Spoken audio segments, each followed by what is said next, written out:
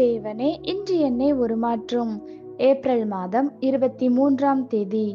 அரைகுறையாய் செயல்பட மாட்டார். பிலிப்பியர் 1:5. உங்களில் நற்கிரியை தொடங்கினவர் அதை இயேசு கிறிஸ்துவின் நாள் பரியந்தம் முடிய நடத்தி வருவார் என்று நம்பி. வாசிக்க வேண்டிய பகுதி யோசுவா 21ஆம் அதிகாரம் 43 முதல் யோசுவா 22ஆம் அதிகாரம் 6 வரை. இந்த பிரகாரமாக கர்த்தர் இஸ்ரவேலுக்கு கொடுப்பேன் என்று அவர்களுடைய பிதாக்களுக்கு ஆணையிட்ட தேசத்தை எல்லாம் கொடுத்தார். அவர்கள் அவைகளை சுதந்தரித்துக் கொண்டு அவைகளிலே குடியிருந்தார்கள். கர்த்தர் அவர்களுடைய பிதாக்களுக்கு ஆணையிட்டபடியெல்லாம் அவர்களை சுற்றிலும் யுத்தமில்லாமல் இளைப்பாற பண்ணினார். அவர்களுடைய எல்லா சத்துருக்களிலும் ஒருவரும் அவர்களுக்கு முன்பாக நிற்கவில்லை. அவர்கள் சத்துருக்களை எல்லாம் கர்த்தர் அவர்கள் கையில் ஒப்பு கொடுத்தார். கர்த்தர் இஸ்ரவேல் குடும்பத்தாருக்கு சொல்லியிருந்த நல் வார்த்தைகளில் எல்லாம் ஒரு வார்த்தையும் தவறி போகவில்லை. எல்லாம் நிறைவேறிற்று. அப்பொழுது யோசுவா ரூபனியரையும் காத்தியரையும் மனாசேயின் பாதி கோத்திரத்தையும் அழைத்து அவர்களை நோக்கி, கர்த்தருடைய தாசனாகிய மோசே உங்களுக்கு கட்டளையிட்டவைகளை எல்லாம் நீங்கள் கை கொண்டீர்கள். நான் உங்களுக்கு கட்டளையிட்ட யாவிலும் என் சொற்படி செய்தீர்கள். நீங்கள் இதுவரைக்கும் அநேக நாளாக உங்கள் சகோதரரை கைவிடாமல் உங்கள் தேவனாகிய கர்த்தருடைய கட்டளையை காத்து கொண்டு நடந்தீர்கள். இப்பொழுதும் உங்கள் தேவனாகிய கர்த்தர் தாம் உங்கள் சகோதரருக்கு சொல்லியிருந்தபடியே அவர்களை இளைப்பாற பண்ணினார். ஆகையால் கர்த்தரின் தாசனாகிய மோசே யோர்தானுக்கு அப்புறத்திலே உங்களுக்கு கொடுத்த உங்கள் காணியாட்சியான தேசத்தில் இருக்கிற உங்கள் கூடாரங்களுக்கு திரும்பி போங்கள்.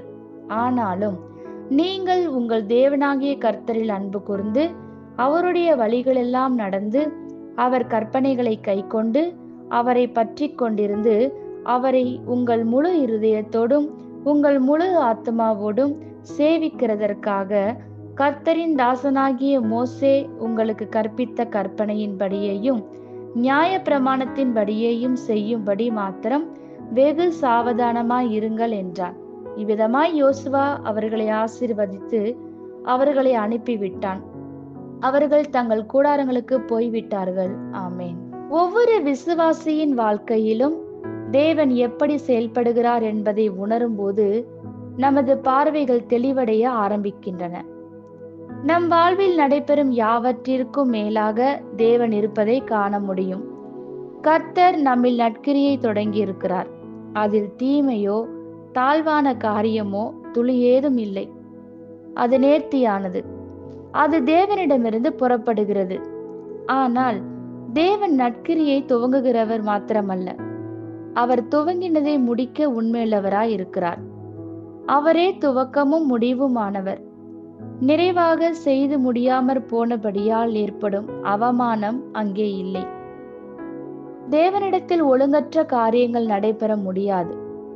உங்கள் வாழ்வில் உங்களுக்காக வேலை செய்து நிறைவேற்றி முடிப்பதற்கு, உங்கள் மூலம் அவரது விருப்பங்கள் வெளியாக்கப்படுவதற்கு தேவனது கண்கள் உங்கள் மேல் ஒவ்வொரு வினாடியும் பதிக்கப்பட்டிருக்கிறது. துன்பமான சூழ்நிலைகள், கீழே தள்ள நினைக்கும் பிரச்சனைகள் உங்களை சூழ்ந்து கொண்டால் பயப்படாதீர்கள். ஏனென்றால் கர்த்தர் உங்களில் அவரது சித்தத்தை நிறைவேற்றி முடிக்கிற வரைக்கும் எதுவும் உங்களை பாதிக்கப் போவதில்லை.